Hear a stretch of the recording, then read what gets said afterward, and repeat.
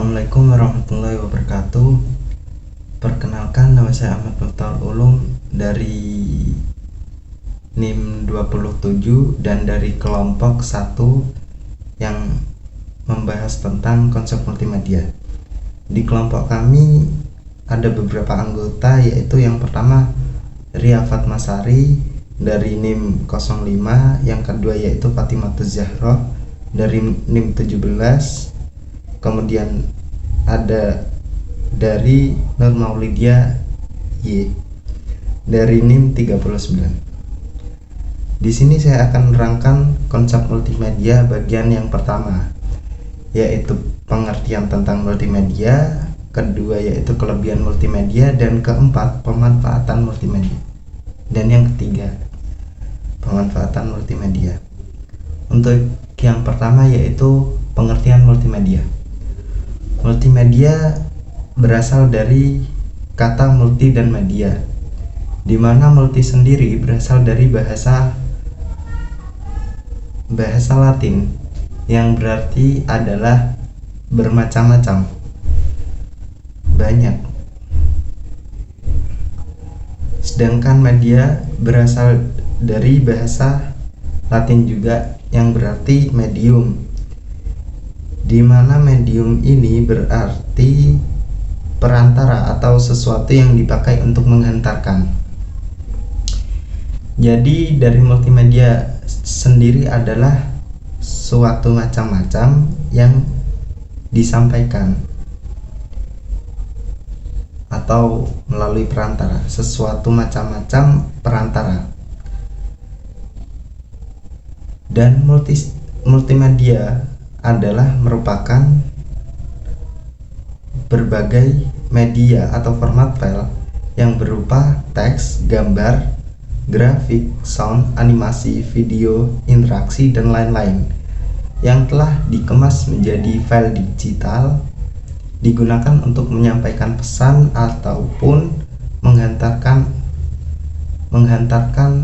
pesan juga pada publik. Dan multimedia sendiri sudah dikenal sangat lama. Multimedia sendiri juga sudah dipakai di mana saja, bisa di konteks pekerjaan, pembelajaran, juga untuk mempermudah cara penyampaian sendiri. Dan kemudian masuk poin kedua, yaitu kelebihan multimedia, di mana pada kelebihan multimedia sendiri, efektivitas multimedia dapat dilihat dalam beberapa kelebihan multimedia, antara lain: 1. Penggunaan beberapa media dalam menyajikan informasi. Jadi untuk penyampaian informasi sendiri, jika memakai multimedia itu kita bisa bermacam-macam, bisa mengeksplor banyak hal. Kemudian kemampuan untuk mengakses informasi dan memberikan informasi lebih dalam dan lebih banyak. Jadi ketika kita menggunakan multimedia untuk penyampaian informasi, kita itu bisa menggunakan multimedia sebagai sarana untuk memperjelas pesan yang kita sampaikan. Kemudian untuk yang ketiga dari kelebihan multimedia, yaitu bersifat multisensorik, karena banyak merangsang indera sehingga dapat mengarah ke perhatian dan tingkat retensi yang baik. Maksudnya di sini adalah kita itu dalam multimedia sendiri, kita menyampaikan pesan bukan hanya untuk didengar ataupun dibaca saja, melainkan jika kita memakai multimedia, kita itu bisa mengantarkan pesan yang bisa didengar oleh atau dirasakan juga. Jadi seperti video, ketika kita video, kita juga bisa melihat, kedua mendengar, seperti itu.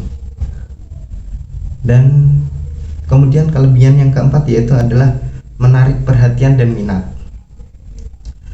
karena merupakan gabungan antara pandangan, suara, dan pergerakan. Apalagi manusia memiliki keterbatasan daya ingat.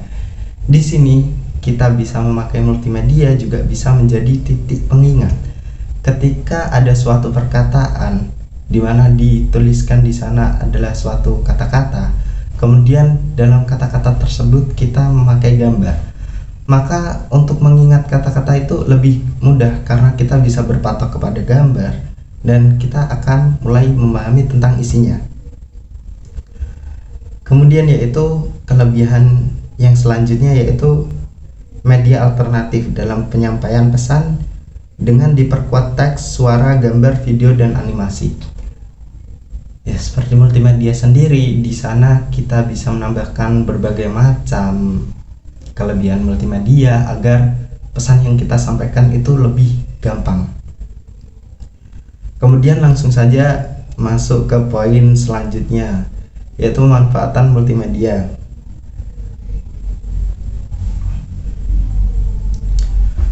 Dalam pemanfaatan multimedia dapat dilakukan dalam berbagai bidang, antara lain 1. Kegiatan kerja.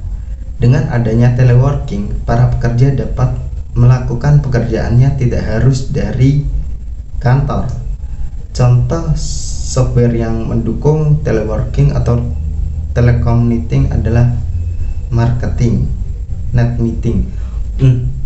Jadi misal kita menggunakan multimedia juga untuk pekerjaan, kita juga bisa menggunakan sebagai net meeting atau bisa kita sebut itu meeting secara online.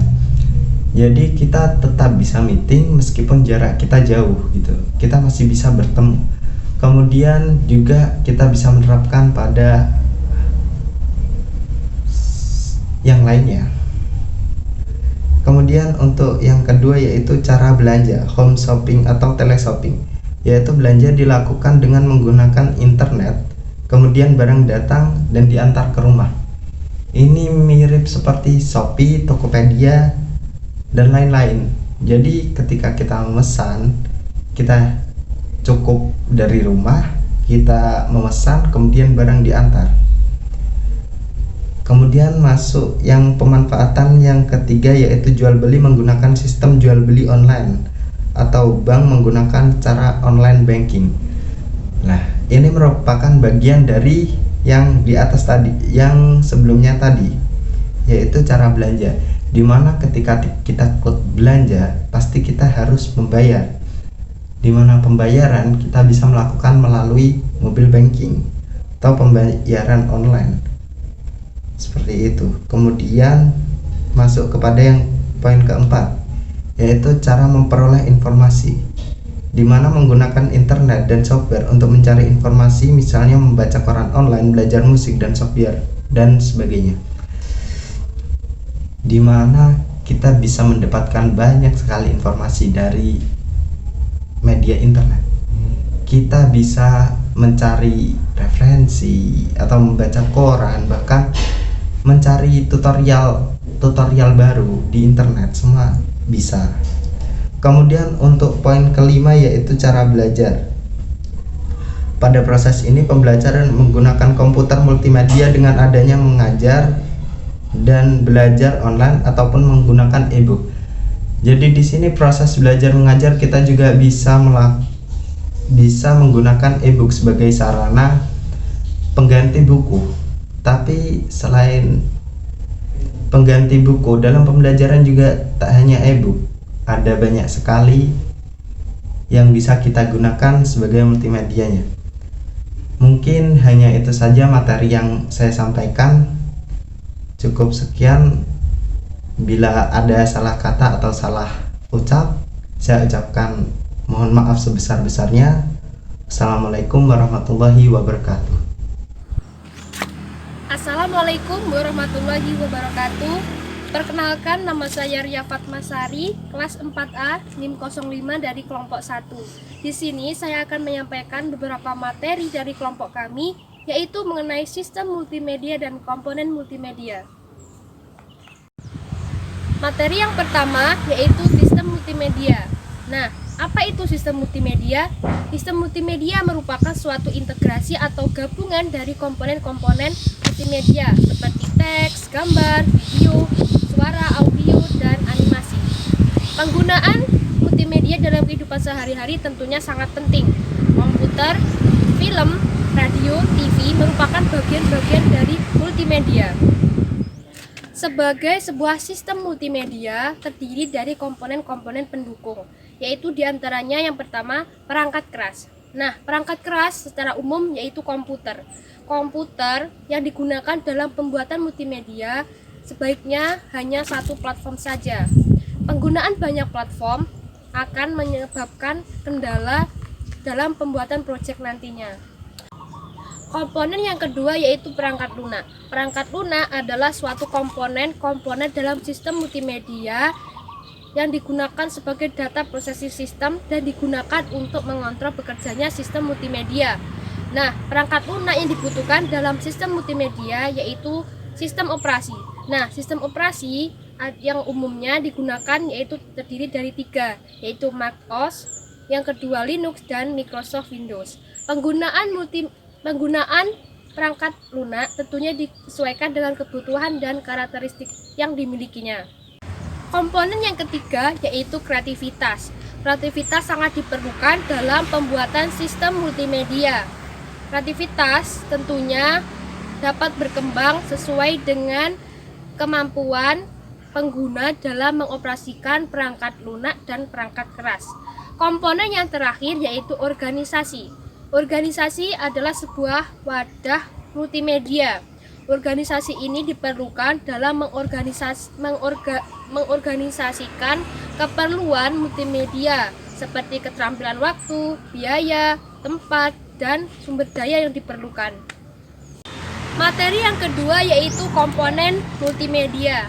Nah, multimedia adalah penggunaan berbagai jenis media seperti teks, gambar, video, animasi, suara, dan lainnya untuk menyampaikan informasi. Kemudian ditambahkan komponen-komponen atau bagian-bagian yang mendukung adanya multimedia. Elemen atau komponen itu meliputi yang pertama yaitu teks. Teks merupakan sebuah gabungan huruf yang nantinya akan menjadi satu kata atau kalimat yang digunakan untuk menyampaikan informasi agar mudah dipahami oleh pembaca. Komponen yang kedua yaitu grafik. Grafik merupakan komponen penting dalam multimedia. Grafik ini berupa visual.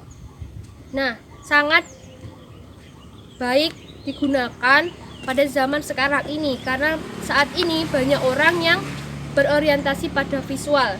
Yang ketiga yaitu gambar. Gambar merupakan penyampaian informasi dalam bentuk visual diam. Gambar merupakan ringkasan dari informasi yang kompleks menjadi informasi yang lebih sederhana dan mudah dipahami oleh penikmat informasi. Yang keempat yaitu video. Video ini merupakan komponen multimedia dalam bentuk visual gerak. Nah, video ini mencakup gabungan dari beberapa jenis media seperti teks, suara, dan gambar. Komponen yang kelima yaitu animasi. Animasi ini yaitu penyampaian informasi yang menggabungkan antara teks, suara, dan video dalam satu pergerakan. Yang keenam yaitu audio. Audio ini sangat diperlukan dalam multimedia dalam menyampaikan informasi. Dalam audio ini nantinya akan menggambarkan perasaan atau situasi dalam multimedia itu sendiri, seperti saat perasaan sedih, gembira, maupun semangat. Yang terakhir yaitu komponen interaktivitas. Pengguna multimedia dapat berinteraksi dengan mengontrol jalannya sistem informasi sesuai dengan keinginannya. Sekian penyampaian materi dari saya. Mohon maaf jika ada salah kata maupun ucapan. Untuk materi selanjutnya akan disampaikan oleh teman saya. Sekian, terima kasih. Wassalamualaikum warahmatullahi wabarakatuh. Assalamualaikum warahmatullahi wabarakatuh.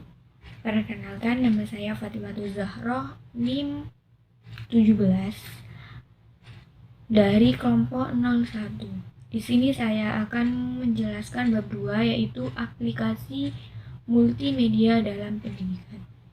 Yang pertama yaitu perkembangan multimedia dalam pendidikan. Di sini saya akan menjelaskan secara singkat. Pada dekade tahun 1960, komputer telah menghasilkan teks, suara, dan grafik, walaupun masih sangat sederhana, sehingga bisa digunakan dalam media pendidikan. Sedangkan pada tahun 1990, komputer berbasis multimedia interaktif itu sudah mulai berkembang. Jadi para pendidik itu bisa memilih atau mempertimbangkan apa yang akan terjadi jika media itu diterapkan dalam proses belajar mengajar. Yang kedua yaitu karakteristik multimedia untuk keperluan pendidikan. Dalam penggunaan multimedia pendidikan itu terdapat beberapa keistimewaan yang tidak dimiliki oleh media lain. Di antara keistimewaan tersebut yaitu yang pertama, multimedia berbasis komputer. Yang B, multimedia mengintegrasikan berbagai media seperti teks, video, gambar, dan animasi dalam satu program secara digital. C, multimedia menyediakan proses interaktif dan memberikan kemudahan umpan balik. Sedangkan yang D, yaitu multimedia memberikan kebebasan kepada peserta didik untuk menentukan materi pelajaran. Yang terakhir, E, multimedia memberikan kemudahan mengontrol yang sistematis dalam pembelajaran. Mungkin itu yang dapat saya jelaskan. Assalamualaikum warahmatullahi wabarakatuh. Assalamualaikum warahmatullahi wabarakatuh. Perkenalkan, nama saya Nur Mauludia Yulianti, NIM 39 dari kelompok 1. Di sini saya akan melanjutkan materi selanjutnya, yaitu tentang proses belajar menggunakan multimedia. Apa saja sih proses belajar menggunakan multimedia itu? Nah, yang pertama yaitu multimedia pra-authoring. Di sini itu perakitan elemen multimedia atau penyusunan. Yang kedua, multimedia authoring, makromedia director atau penyusunan. Dan yang terakhir yaitu yang tahap ketiga, multimedia pasca authoring, kemasan atau pengiriman itu sendiri. Untuk materi yang terakhir yaitu aplikasi multimedia dalam pendidikan. Berikut merupakan beberapa contoh bagaimana sebuah aplikasi multimedia bisa digunakan dalam bidang pendidikan. Apa saja sih? Nah, contohnya yaitu kamus multimedia elektronik, kemudian eksperimen, kemudian simulasi proses kerja, bahan sejarah, kemudian sumber rujukan elektronik, dan yang terakhir yaitu pendidikan, permainan, dan hiburan untuk usia dini. Itu saja yang dapat saya sampaikan untuk materi yang terakhir ini. Kurang lebihnya saya kembalikan ke teman-teman saya. Assalamualaikum warahmatullahi wabarakatuh. Nah, itu saja penjelasan singkat dari kelompok kami. Mohon maaf jika ada salah kata maupun ucapan. Semoga bermanfaat. Sekian, terima kasih. Wassalamualaikum warahmatullahi wabarakatuh.